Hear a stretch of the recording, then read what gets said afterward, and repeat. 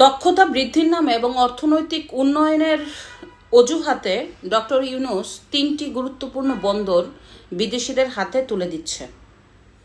আপনি কি জানেন যে আপনার এই বন্দরগুলি যে বিদেশিদের হাতে তুলে দেওয়া হলো সেই চুক্তিতে কি কি আছে?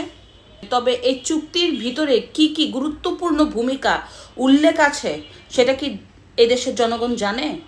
অথবা এদেশের গুরুত্বপূর্ণ লোকজন জানে? রাজনৈতিক দলগুলি জানে? কেউই জানে না।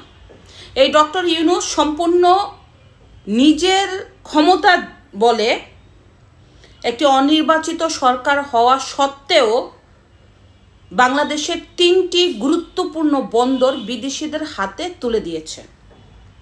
এটা কি বাংলাদেশের জনগণের জানার কোনো অধিকার নেই যে এই চুক্তিতে আসলে কি কি আছে? ধরে নেন এই কাজটা যদি শেখ হাসিনা করত, কোনো বিদেশিদের কাছে এই বন্দর তুলে দিত এবং এই চুক্তি যদি সাধারণ মানুষের কাছে প্রকাশ না করত, তাহলে সবাই তো বলতো শেখ হাসিনা দেশ বিক্রি করে দিছে।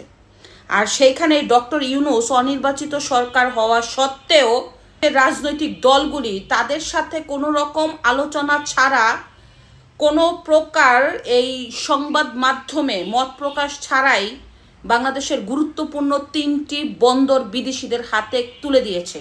কি কি শর্ত কেউই জানে না। অনেকেই বলে বিদেশের যে বন্দরগুলি আছে সেগুলি অন্য দেশের বড় বড় কোম্পানি নিয়ন্ত্রণ করে। এটা সঠিক কথা। তবে যেই দেশের বন্দরগুলি অন্য দেশের কোম্পানির হাতে তুলে দেয় সেই চুক্তি কি গণমাধ্যমে প্রকাশ করে না? রাজনৈতিক দলগুলি জানে না, রাজনৈতিক বিশ্লেষকরা জানে না, অর্থনৈতিক বিশ্লেষকরা জানে না। সবাই জানা সত্ত্বেও দেশ যে সরকার থাকে অন্য দেশের, তারা একটা ঐক্যমত হওয়ার পরে প্রতিযোগিতার মাধ্যমে বন্দরগুলি অন্য দেশের কোম্পানির কাছে তুলে দেয়।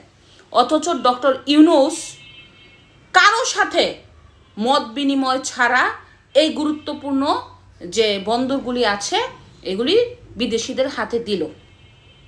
এই বন্দরগুলি সার্বভৌমত্বের যে রাষ্ট্রের নিরাপত্তা দেওয়ার একটা প্রশ্ন থাকে, জাতীয় নিরাপত্তার একটা প্রশ্ন থাকে, ভূ রাজনৈতিকের একটা প্রশ্ন থাকে।